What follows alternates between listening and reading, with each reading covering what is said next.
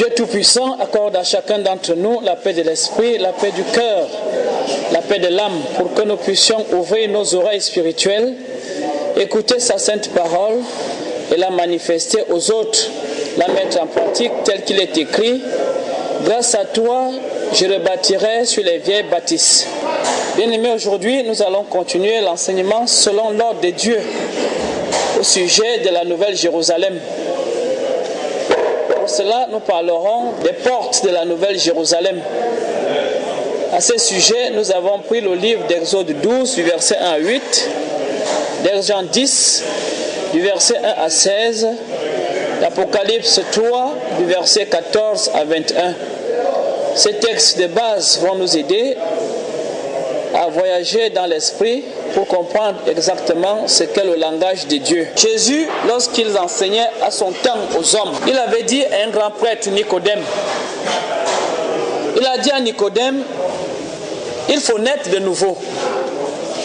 Nicodème n'a pas compris que c'était un langage spirituel. Il s'agissait d'une naissance spirituelle. Quand l'homme est né de l'esprit, jusqu'aujourd'hui, il y a cette confusion qui s'installe dans la compréhension des êtres humains. C'est pour cela que vous allez constamment écouter des discussions entre ceux des religions musulmanes et ceux des religions chrétiennes. Ceux qui disent que Jésus n'est pas fils de Dieu, ceux qui disent que Jésus est fils de Dieu. Mais ils n'ont pas compris que Dieu est esprit. Et que le Jésus dont il est question ici, c'est le Jésus esprit. Et si jamais vous ne comprenez pas que c'est une question spirituelle, si vous ne comprenez pas que c'est une question spirituelle, il vous sera difficile d'évoluer spirituellement. Jésus disait, ce qui est chair, c'est pour la chair. Ce qui est spirituel, c'est pour l'esprit. Un homme spirituel s'occupe des affaires spirituelles. Un homme charnel ne s'occupe que de ce qui est chair. Ça fait deux choses bien différentes.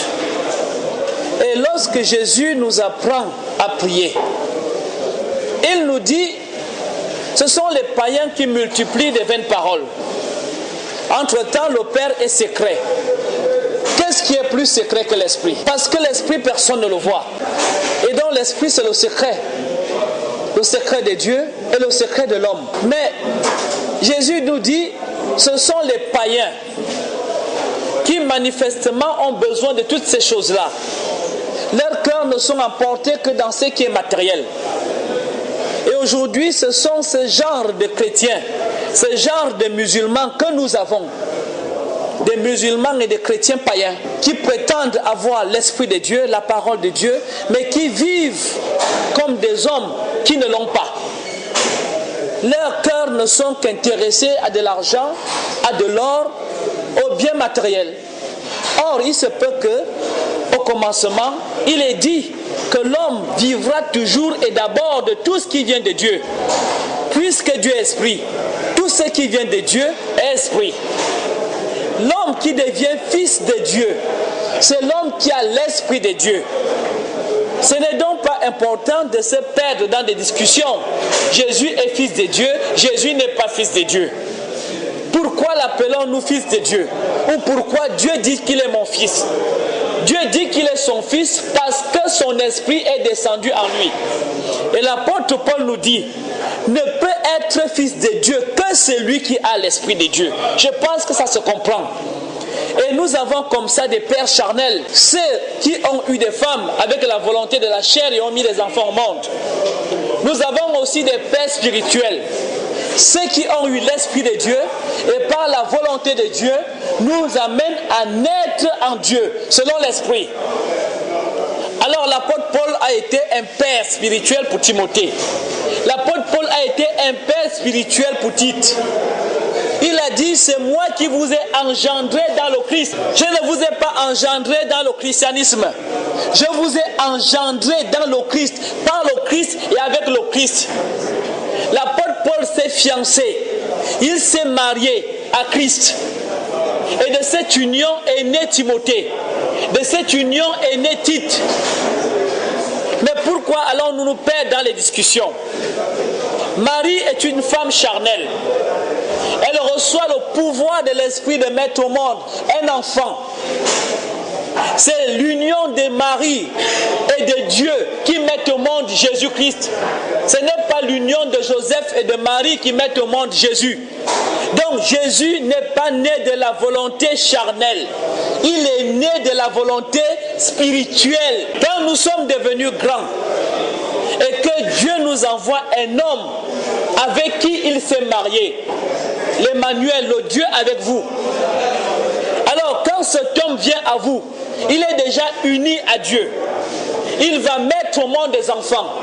Ces enfants sont spirituels. Est-ce qu'un homme de 50 ans peut être mon fils? Jamais de la vie, sur le plan charnel.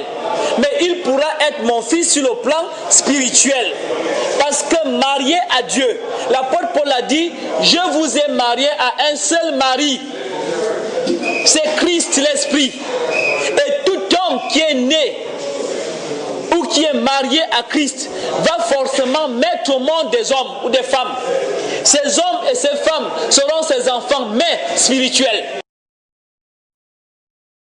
C'est l'union de Jésus-Christ avec le Christ qui va mettre au monde Pierre, qui va mettre au monde Lazare, qui va mettre au monde André.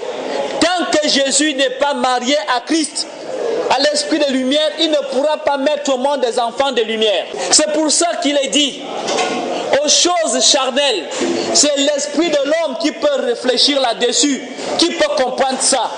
Mais pour ce qui est de l'esprit, il n'y a qu'un homme qui a aussi l'esprit qui peut comprendre cela. C'est pour cela que les apôtres nous ont donné des avertissements. Ils disent que la parole, il y a des textes difficiles à l'intérieur. Et les gens sans formation, sans esprit, se sont aventurés dedans et expliquent n'importe quoi. La parole a été révélée par l'esprit. La parole est inspirée par l'esprit. Mais si vous voulez la prendre et la lire, attendez que l'esprit arrive. Et Jésus a dit, à mon nom, le Père vous enverra l'esprit. Pourquoi vous précipitez-vous à interpréter la parole? C'est Jésus qui dit, à mon nom, le Père vous enverra l'esprit.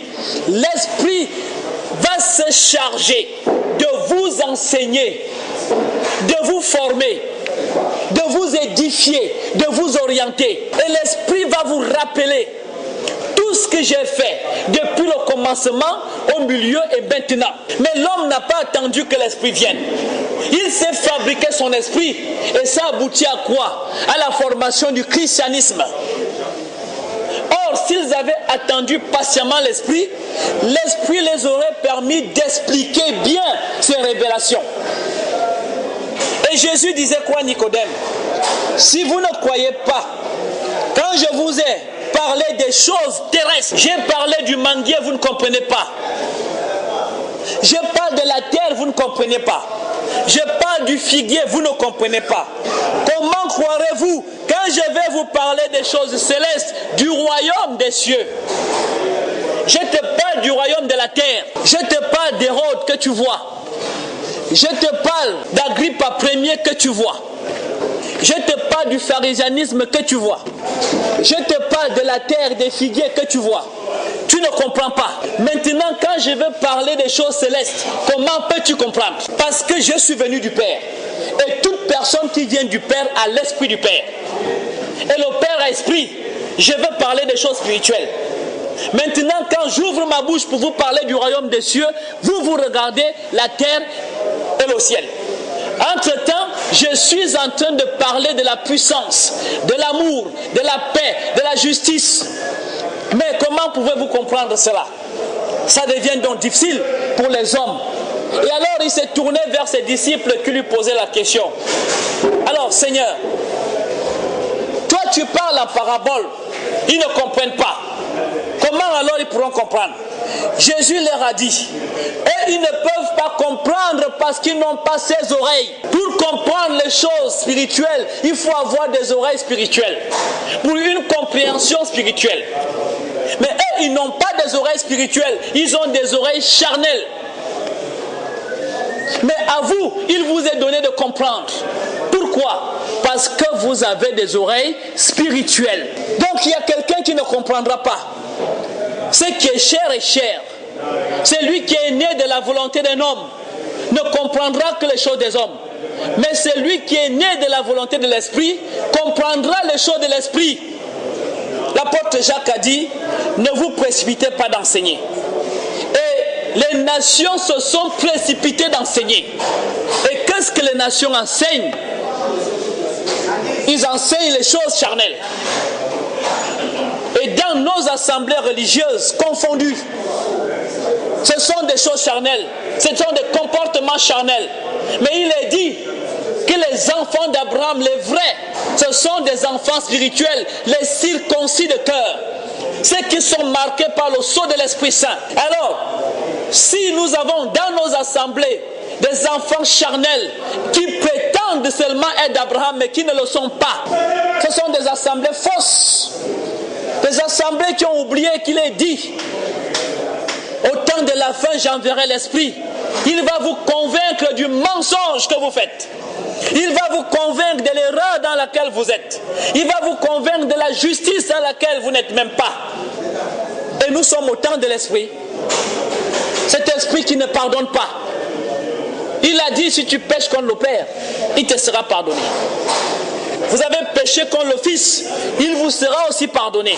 Seulement sachez une chose, si vous péchez contre cet esprit, il ne sera pardonné ni aujourd'hui, ni dans un autre temps. Quels sont les comportements que les hommes ont? Observez bien la nature et vous allez comprendre. Jésus-Christ a parlé aussi au futur. Il a prié pour les enfants futurs. Il a dit, j'ai encore des brebis. Elles ne sont pas encore là. Pierre était déjà là, Lazare était déjà là, André était déjà là, Marthe était déjà là, Marie était déjà là, mais j'ai encore d'autres qui ne sont pas encore là, mais qui seront là. Alors Paul était l'autre brebis, Tite était l'autre brebis, Damaris l'autre brebis, Timothée l'autre brebis, Philomon l'autre brebis, moi-même l'autre brebis et vous l'autre brebis, mais qui seront dans l'enclos. Et l'enclos c'est la parole, et l'enclos a une porte. Seule cette brebis peut écouter la voix spirituelle et la suivre. Si tu n'es pas spirituel, tu ne peux pas. Quand la vérité apparaît, il faut être un enfant qui est prédestiné à la vérité, selon Jésus-Christ.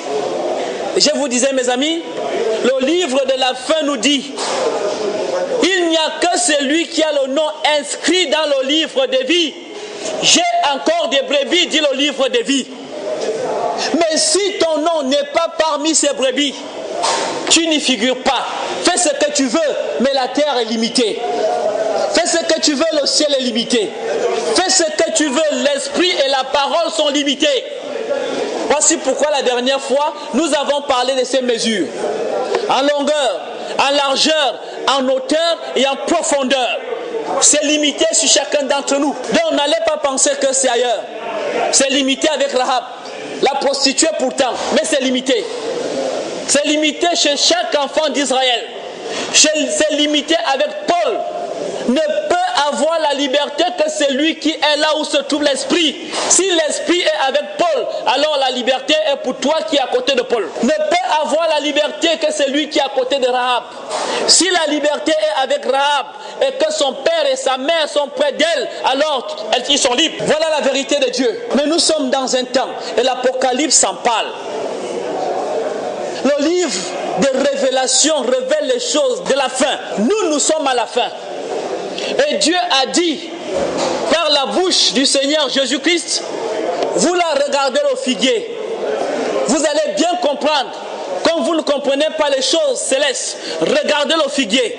Comme nous ne l'avons pas, regardons le bananier. Nous savons que c'est la saison sèche parce qu'il perd toutes ses feuilles. Nous savons aussi que c'est la saison de pluie quand les feuilles recommencent à germer. Comme nous ne connaissons pas le figuier, regardons dans le bananier. Ceux qui ont le figuier chez eux n'ont qu'à le regarder. Mais voici les signes du temps qui nous a servi aujourd'hui. Maintenant, comment faire? L'Apocalypse parle, étape par étape. Et nous, les enfants des derniers temps, l'âge de Laodicée, l'Apocalypse parle de l'ange de Laodicée. Ce n'est qu'à cet ange que la porte se révèle. Ce n'est qu'à cet ange que Jésus dit, je frappe à sa porte. Parce que c'est celui qui va régner sur 1000 ans. L'Apocalypse parle au chapitre 21 de la reconstruction de cette Jérusalem que Dieu appelle Jérusalem nouvelle. Nous avons compris que ce n'est pas quelque chose qui est terrestre. C'est quelque chose qui vient de Dieu. C'est quelque chose qui est spirituel. Et ça, ses limites. Nous avons vu que sa mesure n'est que la parole de Dieu. Sa mesure n'est que la lumière de Dieu. Sa mesure n'est que l'Esprit de Dieu. Et nous avons pris l'exemple sur l'arche de Noé. Pourquoi? Parce que notre temps est comme celui de Noé. Tout est mesuré. Si vous ajoutez une parole à la parole de Dieu, vous êtes passé à côté. Si vous enlevez une parole à la parole de Dieu, vous êtes aussi passé à côté. Mais le constat est fait. Dans nos assemblées religieuses, peu importe l'obédience, nous avons toujours ajouté, nous avons toujours enlevé. Or, la parole dit en elle-même, n'ajoutez pas et n'enlevez pas. Et Jésus a dit, je ne suis pas venu abolir, mais je suis venu accomplir. Jusqu'au prophète Mohammed, ils n'ont pas ajouté, ils n'ont pas enlevé. Il a dit, je suis venu accomplir les livres venus avant moi, à savoir la Torah et l'Évangile. Ils n'ont rien ajouté, parce que l'Esprit se mesure par lui-même.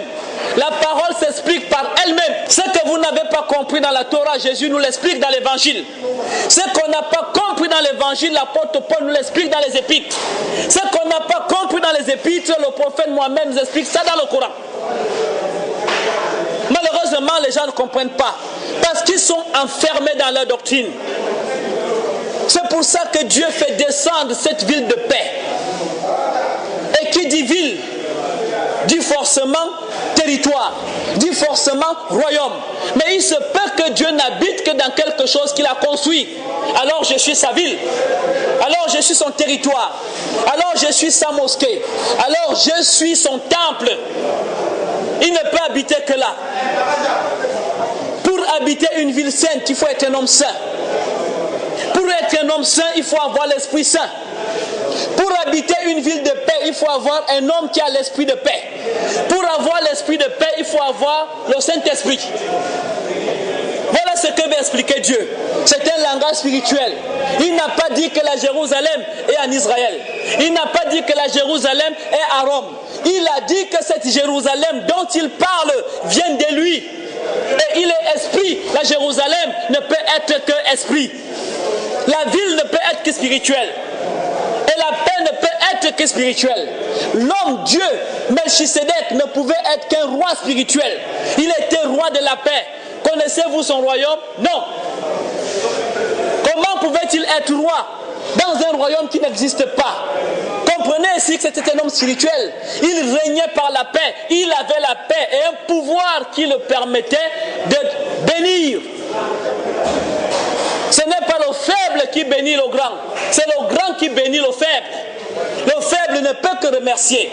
À titre de reconnaissance, il se donne au grand. C'est ce qu'a fait notre aïeux Abraham. Mais jusqu'ici, les gens ont du mal à comprendre. Mais à vous, il est donné cette révélation. Sans argent.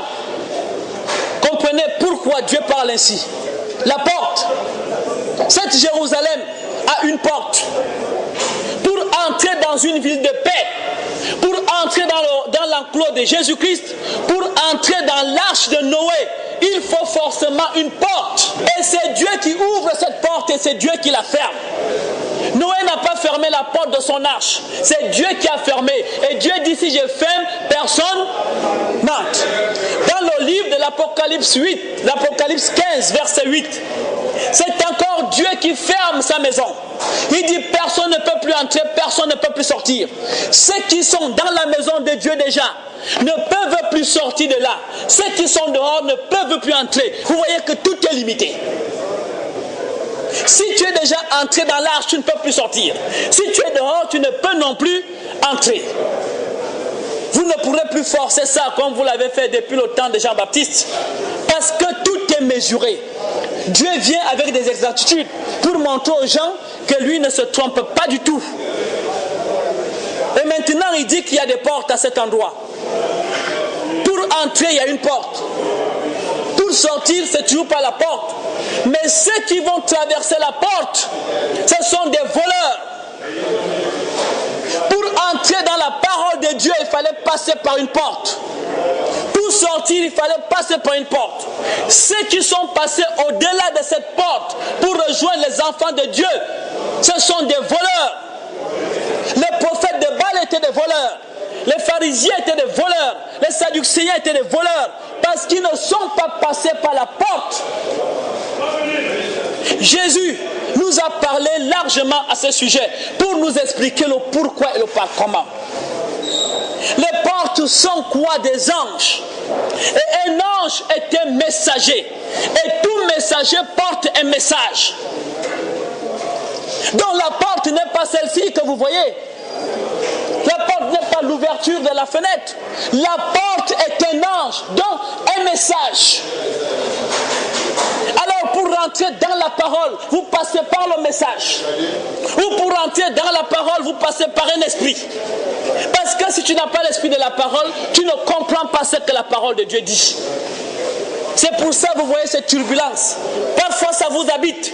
Vous ne vous préparez pas pour rentrer à l'intérieur et vous voulez quand même entrer. C'est comme un enfant qui veut prendre quelque chose qui le dépasse à portée. Entre-temps, Dieu dit, je ne peux pas vous éprouver au-delà de vos forces. Vous ne passerez là pour entrer dans la parole que par la porte de la parole. Sinon, c'est impossible. Mais tous ceux qui entrent par la porte de la parole sont devenus des portes, et même plus tard. Parce que quelqu'un doit aussi passer par toi.